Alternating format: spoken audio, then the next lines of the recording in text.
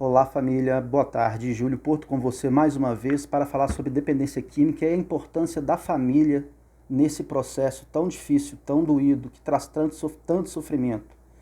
Muitas vezes a sensação é de que o familiar sofre muito mais. Eu chamo esse vídeo de 5 POD. Já vai entender por quê. Primeiro POD. A pessoa ela pode usar droga porque a droga traz a ela, na visão dela, obviamente, algum benefício. Que benefício é esse? Por que que eu preciso me recorrer ao uso de substâncias que vão alterar o meu humor? É um recurso. Muitas vezes eu utilizo isso de forma compulsiva. É claro que depois vem para a dependência química em si, o corpo pedindo, etc. Mas muitas vezes ela vem porque ela é um recurso que eu, frágil, tenho por causa de alguma dificuldade. O segundo POD. Qual é o segundo POD? O segundo POD é aquele que preenche o vazio, né? A droga ela vem para preencher um vazio que eu tenho, uma dificuldade que eu tenho no sentido de uma falta, né? O ser humano é o ser da falta, na minha opinião. Então, se eu não consigo administrar muito bem certas faltas que eu tenho, alguns vazios, né? Eu tenho dificuldade para colocar para as pessoas mais próximas, para os meus familiares, seja lá por que questão, se eu experimento a droga, ela vai trazer o alívio de preencher de alguma forma, ainda que ilusória, obviamente, esse vazio que eu tenho. O terceiro POD eu vou chamar de aprendido.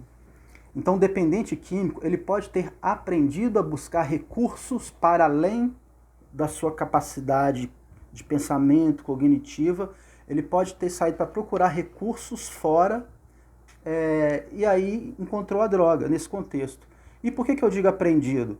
Porque existem famílias que têm o traço de procurar recurso nas drogas, de procurar recurso nos jogos, pessoas que são dependentes de brigar por não aceitar confrontar-se consigo, pessoas que não aceitam críticas da mesma família. E aí o dependente químico, ele também ele aprende que ele é mais fácil, entre aspas, pelo menos no começo, ele buscar uma outra coisa do lado de fora, ao invés de tentar trabalhar as suas questões emocionais. Aí ele vai aprender o recurso da droga. Uma outra coisa, a quarta coisa é o sintoma. Isso eu tenho falado muito. A dependência química, ela é uma doença, mas ela é também o sintoma de alguns desarranjos que podem ser familiares, psicológicos, físicos, sociais, espirituais, né? Então, se a família começa a ter esse olhar, é um sintoma de quê? Qual é a dificuldade do meu parente? Porque essa mesma dificuldade deve ser uma dificuldade padrão de todos vocês, mas ele acabou usando droga.